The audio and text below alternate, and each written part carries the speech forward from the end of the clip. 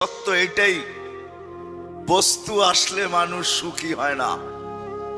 বস্তু আসলে যদি সুখী হইতো তাহলে দুনিয়ার সবচেয়ে বেশি যারা আত্মহত্যা করে এরা সেলিব্রিটি হয়। সেলিব্রিটি, দুনিয়ার সেলিব্রিটিরা সবচেয়ে বেশি আত্মহত্যার শিকার হয়। মানেন না? মানেন না? মনে হয় মানেন না। মানেন? অনেকে মানে না।